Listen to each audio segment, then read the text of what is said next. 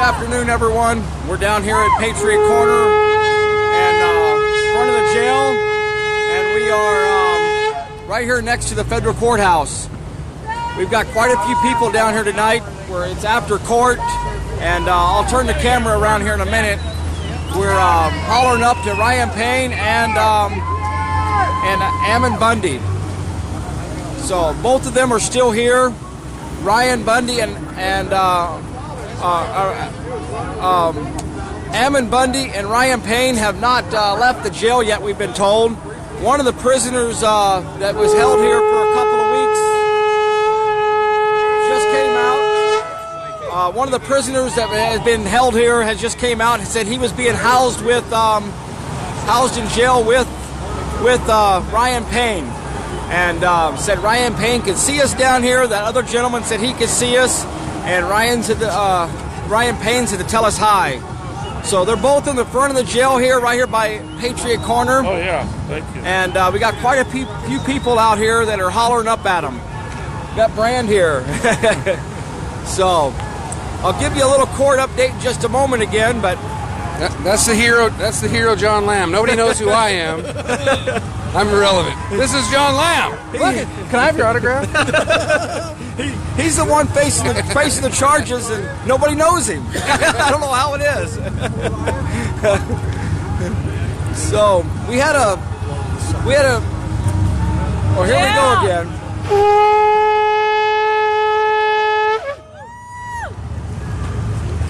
So we had a long day, but a relatively short day in court with the jurors. The jurors were all sent home right at lunchtime.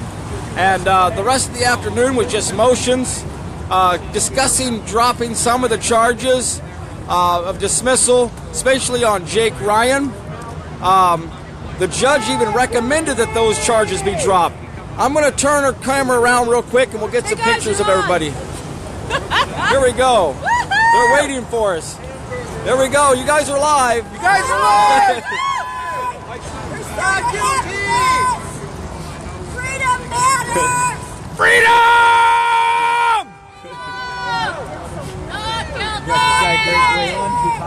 So they've been yelling up for a little while to Ryan Payne and Ammon Bundy, and we got a megaphone out here, a lot of signs and everything. So we'll get you some more of our signs here too, but they did some great work on those, making them all up.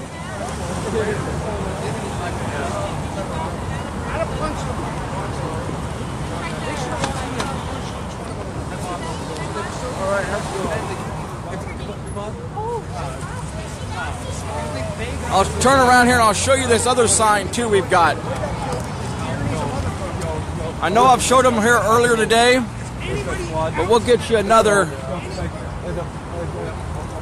There we go.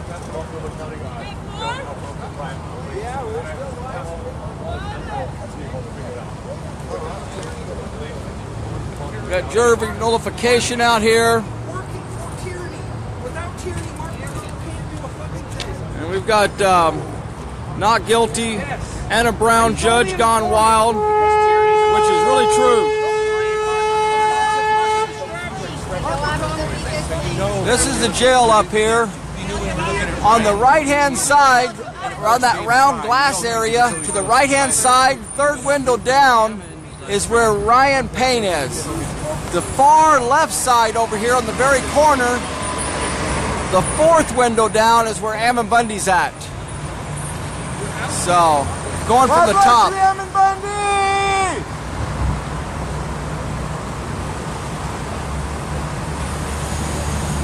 Here's some more of our signs. Here's our jury nullification. If I can get the whole thing in there.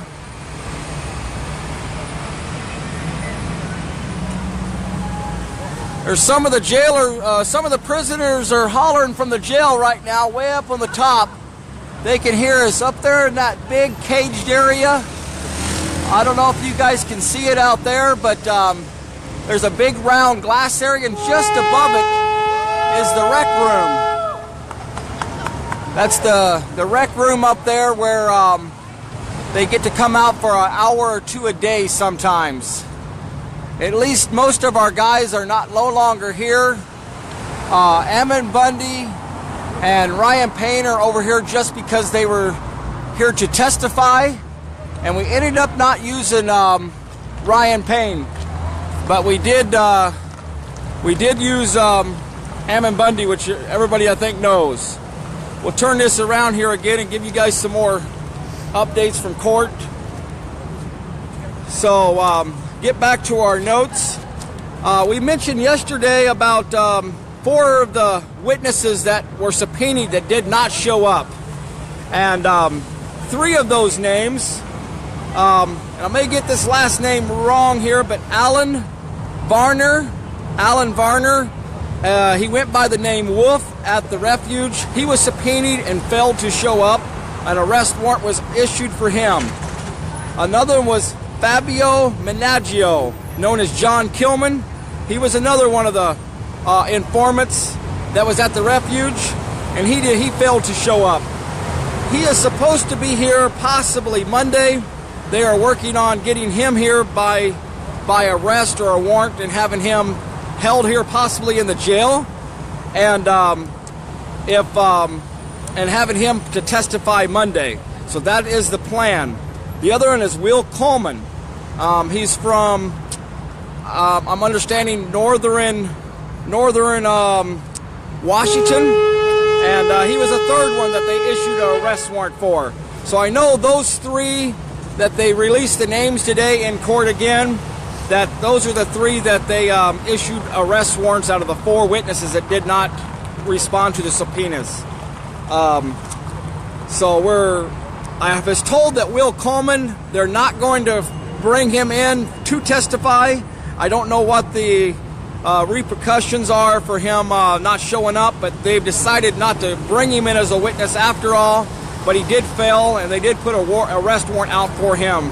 So the other 2, I understand they're still trying to get them here Monday. Monday is going to be the last day of testimonies for the defendants. They claim that they can be done sometime early afternoon on Monday, and they will rest their case. And at that point, the government claims they may bring a few more witnesses in to rebuttal the witnesses that we've had.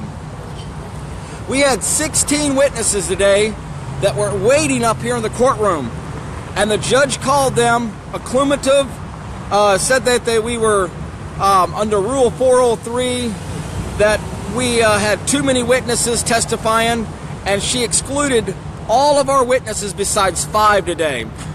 And now the prosecutors are planning on calling more witnesses, possibly to rebuttal the few witnesses that we did have. And so we're going to see how that plays out the first part of the week.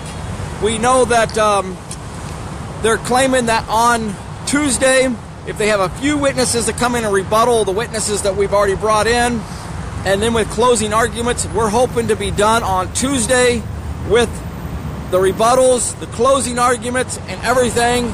And Judge Brown is hoping to have even the jurors start deliberating as early as Tuesday, no later than Wednesday morning, she says. And if that's the case, if they have not come up with a verdict by Friday, she says she's going to keep them and not let them go home on Friday as normal, that they will continue deliberating. I doubt that the way I have observed the jurors, I doubt that they will go past Friday. But it's never no telling with the jurors. That's just my opinion right now of seeing things. I think we're going to get back a verdict fairly quick, and we're looking forward to that verdict. We had Tom Rummel, the sheriff from Plains, Montana, Sanders County. It's over in my home state. He came over and testified today on Jake Ryan's behalf. He was a very credible witness. He had high regards for Jake Ryan. He said he's known Jake Ryan and his family for over 15 years. And at Jake Ryan, in his words, he says, was his least concern of any citizen in the whole county of Sanders County in Plains, Montana. Jake Ryan, he said, was an upstanding individual, and he had high respect for that family.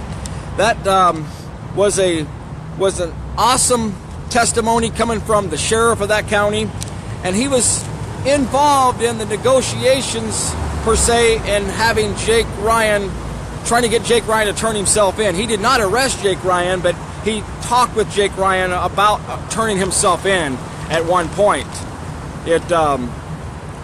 Other than that, we had Barbara Berg testify today. We had, and I'm bad at names again, but David DeCute, I'm probably not pronouncing his last name right, Tom Davis. We had Robert Jones, and then we had Jason Patrick's mom testify. It was a short testimony, mainly talking about Jason Patrick and Jason Patrick's father serving in the military and becoming sick with Agent Orange and dying when Jason Patrick, I think, was only 12 years old. That was a very emotional testimony. Jason Patrick was sobbing in the courtroom in that testimony, and but a very good testimony. His mother did just awesome up there. Barbara Berg, when she testified, she actually carried a Bible up there with her, and she put her hand on the Bible and swore to tell the truth, nothing but the truth, and all the truth. So that was very encouraging to see, and I know the jurors were paying attention to that. Instead of raising her right hand, she put her hand on the Bible and swore to tell the truth. We now have had three different defendants,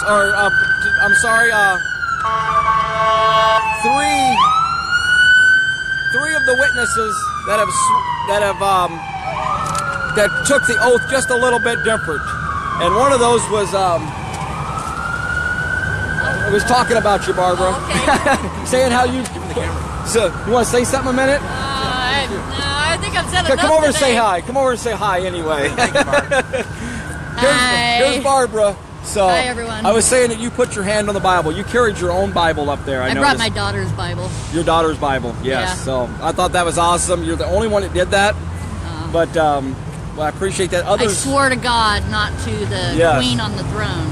two other people said, "So help me God," also. But you're one of the three, so I appreciate that. Thanks for coming. So we had Jennifer Applegate. She also said, "So help me God," and Butch Eaton did that also.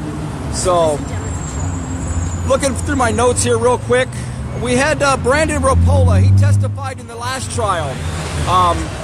He was supposed to testify today or possibly Monday. It doesn't look like he's going to testify. Right now,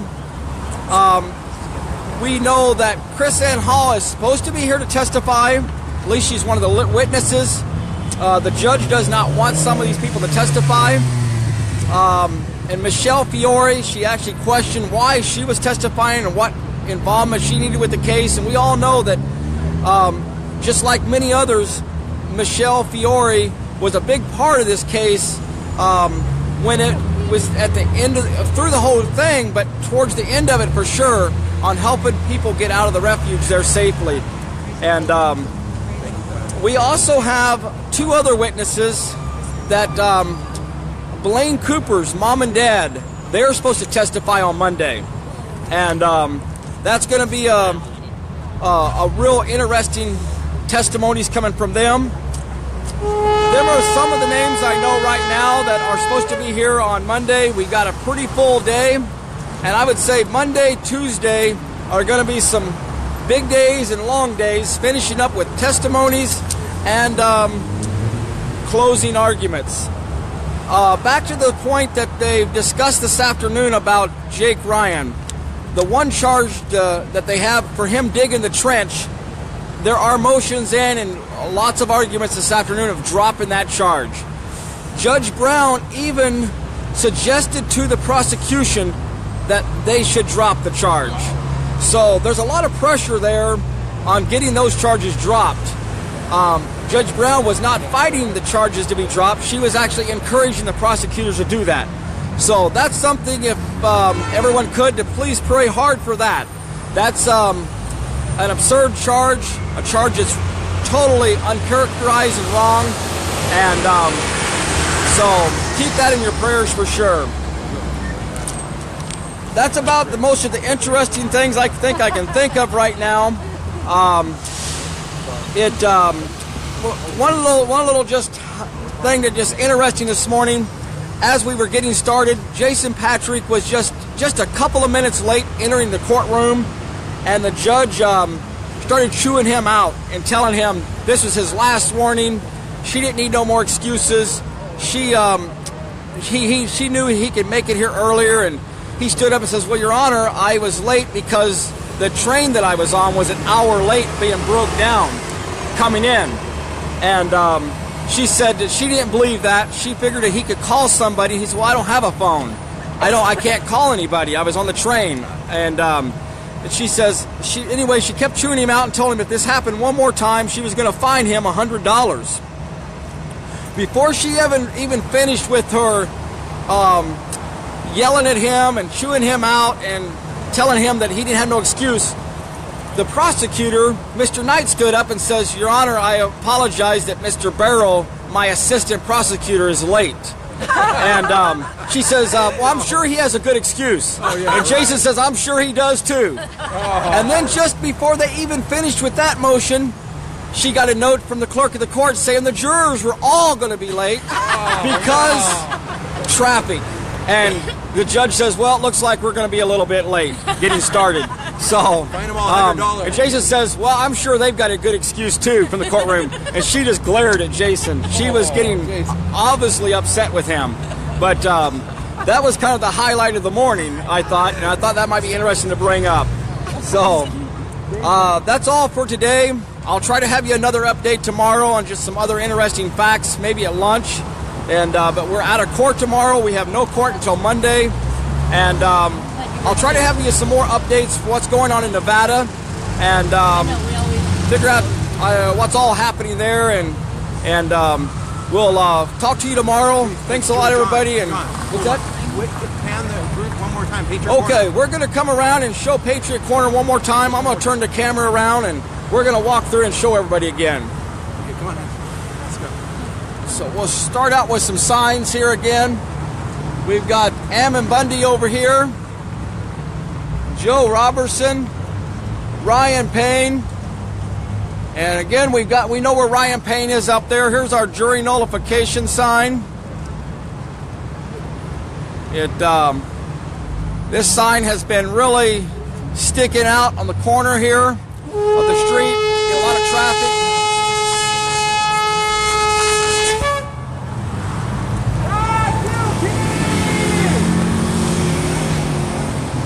So yeah, we've got a lot of signs out here.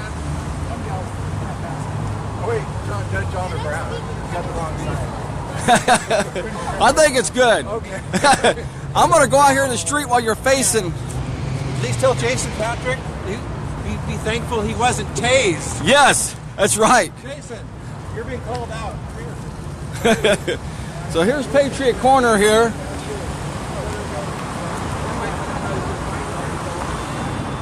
I'm late. You're late again, but the jurors were too, right? I sent a carrier pigeon. Even Mr. Barrows was late. Yeah. I mean, everybody was late after you was late. You made everybody late. It was your fault. But the only one that had to get called out on it was me. Yeah. Right? When you get to the public train station, right? You walk down to the public train station. You don't have a cell phone anymore because you've been a year involved in this government tyranny, and you don't have the money or the resources to pay for a cell phone. So you're just, you're like back into 1970 where you needed a payphone. But payphones don't exist anymore. So you're sitting at the train station. Well, I would like to contact my lawyer, but I don't have the means. So I'm sure they can look it up on the internet that the TriMet is late. But no, instead she wanted, and I walked in and sat down. I thought, okay, they've already looked it up and know that the train was late. Now she wanted to point it out. So she says, call. Well, how am I going to call? I don't have a phone. I don't believe you don't have a phone. I don't care what you believe. The truth is I don't have a phone. That's exactly what you told her too. Yeah. I mean, you believe whatever you want. You believe in the Tooth Fairy, the Easter Bunny, conspiracy theories. You know, you believe in this big giant conspiracy enough to have this magic show. You tend to believe enough in that to have this hearing, but you don't believe that I don't have the ability to call. Well, maybe your belief structure is a little mixed up, because you believe enough to spend millions of dollars to have this dog and pony show, but you don't believe me, given the fact that I'm in this tyranny, that I don't have the means to call you. Well, your belief structure screwed up. I can't help that. Well, thanks, Jason. Sergeant Mo has to leave here. Marine. Oh, no, yes. No, but I'll say goodbye to the audience. Hi, John Lamb's audience and all the Patriots and supporters, P3 and loved ones, P3 that are out right now, and in my heart, hello to the P3 that are in, and prisoners of war. You guys just recognize the fact that we're fighting here for our liberties and our God-given rights, and we've got to do this together. It's okay to be home and showing support, but it's been about 7 months since I've been here, and I know some of the crowds with John Lamb have been both large and medium, and some days very small. Just because certain more prominent known P3 are not in this particular second trial doesn't mean the crowd should be just a handful. Yep. A handful of wonderful people. And those people that are home for various reasons, I'm not speaking to that. We all have to rotate and be home for different reasons. I've been home for 7 months for different reasons. But rotate a little bit better, guys. The same people do keep rotating. The same people do keep coming back. And truly, Patriots, I've been watching the supporters and the Patriots alike, whatever you want to call yourself, Liberty Fighters, it's a wonderful name right there. Americans, first and foremost. Non-bipartisan. We're not bipartisan here. This is not a bipartisan issue. This is a constitutional education and issue. You all need to be standing here together without the politics and without the attacks. Stop undermining each other. Attack tyranny. Okay? Fight that. Use your voice. Use all the resources and means still available to us, like Chris Ann Hall often says. That's preventative care. Take all the necessary steps continuously and don't stop until all of us are being heard together. Whether you're doing it from home, writing letters and phone calls, there's so much you can do from home. Or whether you're showing up in large crowds in support of the people being held prisoner against their will, that you know were just peaceful protesters taking a hard stand for other Americans like the Hammonds, for other Americans like Skylar Barbeau, kidnapped before they were kidnapped, now they're kidnapped. The smaller the crowd, the less safe we are. The larger the crowd, in Pete Santilli's words, the safer we are, truly.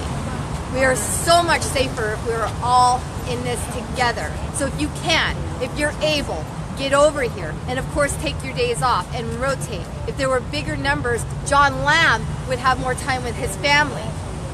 If there were bigger numbers, all these good people that I've seen here, day in and day out and watch, also being attacked by other patriots and being undermined, being accused of being an informant, being accused of misappropriation of funds. Stop. That's not the issue. The issue is those men and women that have been taken prisoner from us Americans for doing good work for you. That's the issue at hand. Tyranny. Attack that. Don't undermine. Don't worry about that. We'll worry about that later. If people are misappropriating funds and doing wrong things unethically, we'll worry about that a little bit later. Can we get to the trial together first? Can we stand against the tyranny right now that's happening in this courtroom that I just heard Jason Patrick speak to you about? Can we do that together? Can we stop worrying about our personality differences? So what? Some people don't like my voice. So what? Some people don't like my opinion, a difference of opinion by the slightest. So what? Do you think I even care? What I care about is the same people you care about. If you care, work from home in multiple ways, find your niche. If you care, come here and find your niche. If you care, come here just to be educated. Learn, observe, and use your voice to tell others what you're learning. That's all I have to say. Good night. Thanks Thank a you lot. guys very much. Bye. You can see we've got some good people down here. Wonderful people. Yes. And all your audience too. Sometimes some of you, all you can do maybe is just say a prayer, but don't ever estimate what one prayer can do to make the difference. So thank you for joining into this live feed, for joining us here on Patriot Corner All of today. us, yes. Yeah, you're great. You're the best. You have the best audience, John. Yeah, we're going 3 for 3. We have a not guilty. Not this, guilty, This not will be a guilty. not guilty. Not and guilty. then the last one, the third, Nevada, not guilty. Not guilty Exactly. in Nevada too. Right. We're going to Kind get of a it. clean sweep here, guys. That's right. Boom, boom, boom. Well, thanks a lot. Yeah, thank you. I'll finish off just showing you a little bit right here. And then our last few signs again right over here. And then we'll sign off for tonight. And we'll check back in with you about noon tomorrow. We have no court, but we'll have you an update from some stuff from Nevada and maybe some things that I forgot over here. So good night, everybody, and have a good night.